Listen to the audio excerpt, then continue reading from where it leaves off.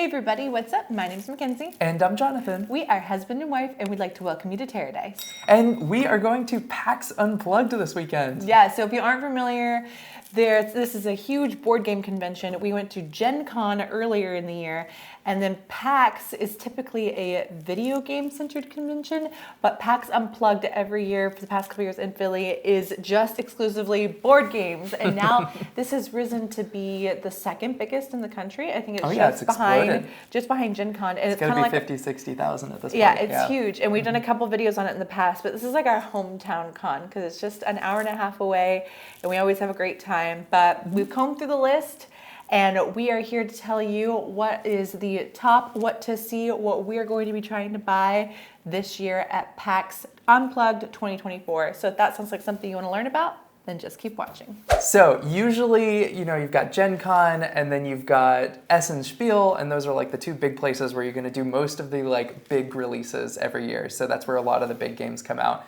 Now there are games that come out at PAX, and we're going to talk about a couple of those on this video. But a lot of these games might have been at Gen Con, they might have been at Essen, they also might have just hit retail. But this is a great place where you can actually just see them like set up and get to like play and try some of these games. This is definitely a playing convention. You're going to buy stuff, you're going to go unwrap it, and then you're going to play it until midnight in the like play hall afterwards. Yeah. So we're very excited about all those aspects of it. So you may know some of these games. Hopefully most of them are new to you and exciting. So first off, if you did not get a chance to get Rock Hard 1977 at Gen Con, this game is, it is a blast, honestly. It is really thematic, and we're all about thematic games. You are a 70s rock star, and you're trying to rock out at concerts. You also have like a day job or a night job that you have to do, and if you skip it enough times, you like lose that job, which eventually is a good thing, but you kind of need money. And you also can get addicted to saltwater taffy sugar candy, which can help get you extra actions. But of course, you could get hard candy, and then things get real crazy. Yes, it's very realistic, and it was created by an actual bass player, correct? From Yeah, the 70s? yeah, Jackie Fox. She was the bass player for the Runaways. Yes.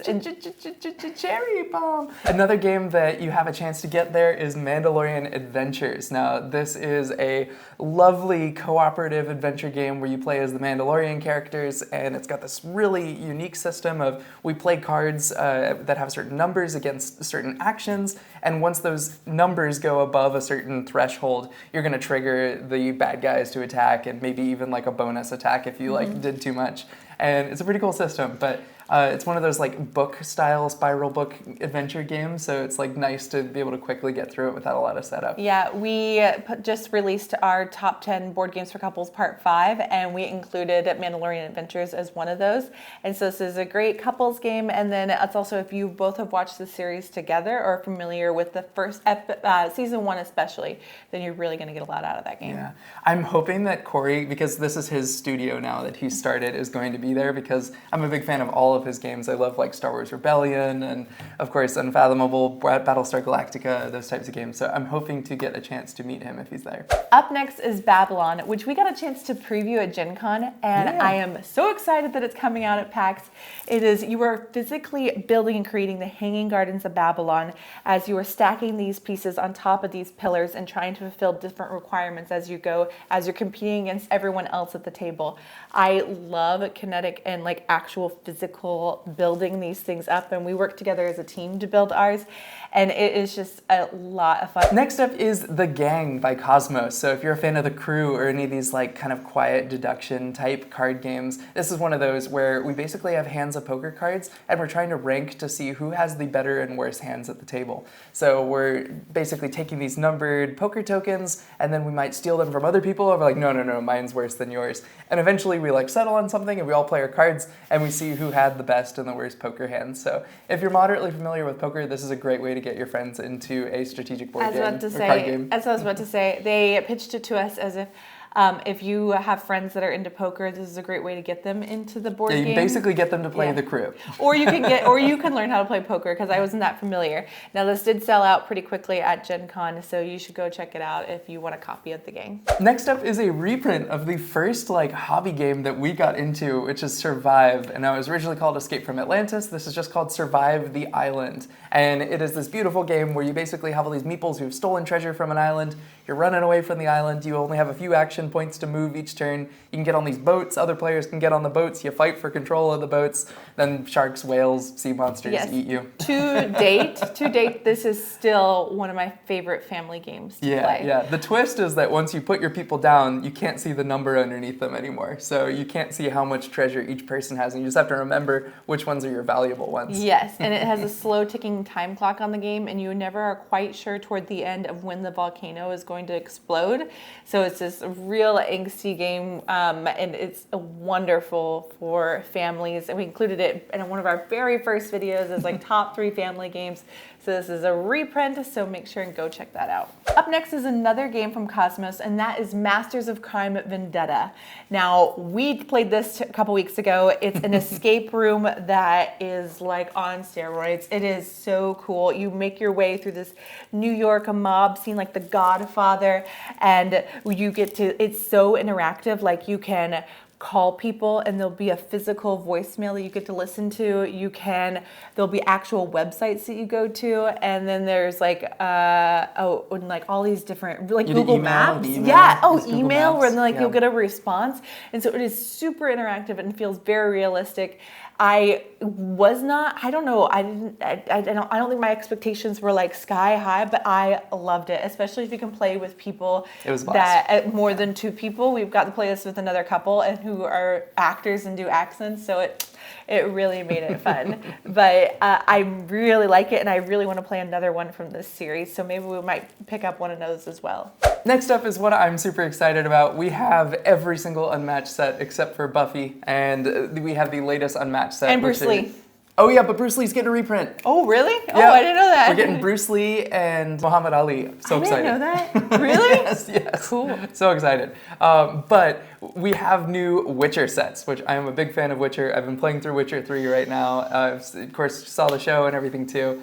Very excited to play these new characters. They look like an absolute blast. If you stop by Restoration Games, they have promo cards. So you can go pick those up. Now, when you buy the game. When you buy the game. The shiny ones. So Witcher's the one that's coming out, but if you are interested, the one right before this was Shakespeare, and that is also super awesome. Up next is Pack the Essentials by Wacky Wizards and one of our good friends and the designer of the Solo Motobark Avenue, Jacqueline.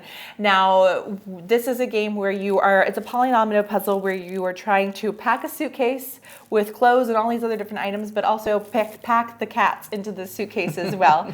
We got to demo and help playtest this game several years ago, and I am so excited that it is coming out with Wacky Wizards. It's not going to be for sale, it's going to be on demo.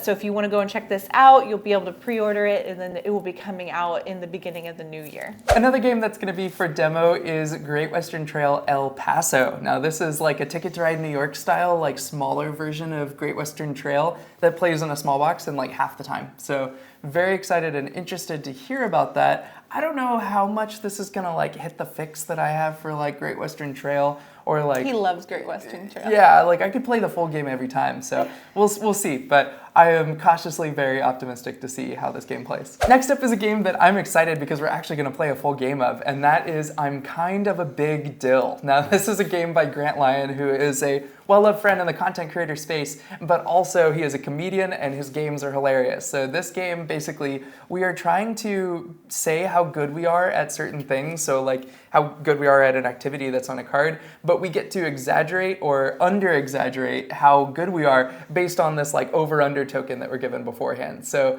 we may be completely under-exaggerating how good we are or over-exaggerating how good we are at the thing, and everybody else has to figure out what our over-under is on like how much we are. Yeah, so we will be playing this game live with a couple other people. I'm not sure exactly what it's going to look like, but it is, you guys can stop by and see. It's going to be at 11 a.m. on Friday, so I'll put that booth right here if you want to go and check it out. Up next is Boop the Halls. Now you might be familiar with the game Boop, or its Halloween version Boop, which is essentially where you're trying to, your cat's on a bed trying to boop each other off and graduate from kittens over to cats. You get 3 in a row, you are the winner. Now, Boop the Halls takes it up a notch, and you are actually going to be playing on a Christmas tree itself, and it adds this game already hurts enough. It adds like different strategy as you get popped down to the different layers.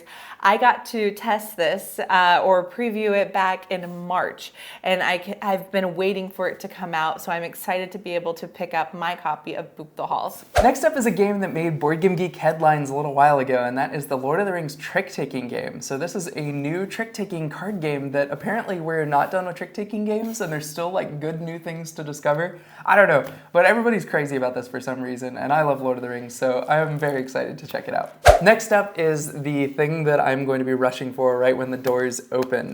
There's always that one thing that you're like, okay, it's gonna sell out in like 15 minutes, so I need to go get that right away. Where he leaves my pregnant booty in the dust Goodbye. and says, I'll talk to you in a little bit. And that is Dune Imperium Bloodlines. So there's a new Dune Imperium expansion coming, and they're gonna have very limited quantities there. So I will be trying very hard to get it. Don't beat me there. If you do, give me your spot, please. And I don't think anyone's going to give you their spot. Well, I'm very excited. So this is one of those games we're never going to review, so I'm just going to buy it myself. Yeah.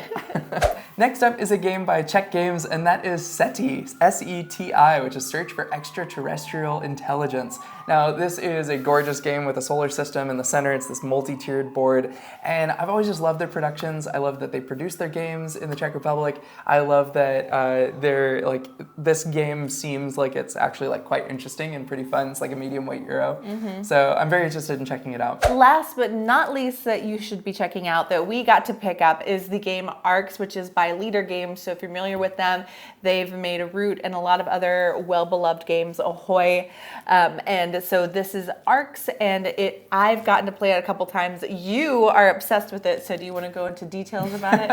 I think the thing that's cool about it is like it's got this unique action selection system. I say I'm going to move and do this. You can follow that then the cards that you play have this trick-taking element that determines who's going to be the next first player and how strong your action is. And it's pretty unique, but basically we're like around this arc in space where we can kind of whip around these different these different planets in the system. And it's a very neat sort of like strategy. I don't even know how to describe it. It's not like an area control game, but it's certainly like we're vying for these very specific goals that are available each round based on... While traveling in an arc. It's a giant circle. Yeah, but it's like there's only one way to get points, and it's like very much a toss-up. It's like the kind of thing where if you get on top of the hill first, it's like King of the Hill style, then like you're probably going to get clobbered by the time the points actually get awarded. So it's sort of a game of like getting there when it's like the right time, or just being so far ahead no one can catch up. Yeah. Now, I want to say that if you are going to the convention and you see us, we would love to say hi. Yeah. Maybe we might be able to play a game. Our schedule is a little lighter this year. Because I will be very easy to recognize. You just follow the giant pregnant belly, and that's probably me.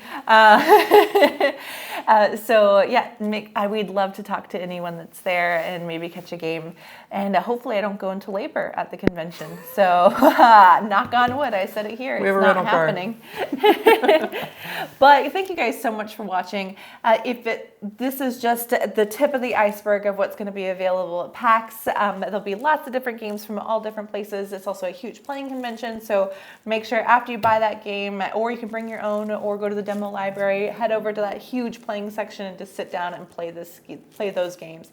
We always get to play a ton of games, and it is a whole lot of fun. If this is your first time going, I hope you have a fantastic time, or maybe this is motivation to go in the future. But if you like this video, make sure to like and subscribe, hit that notification bell.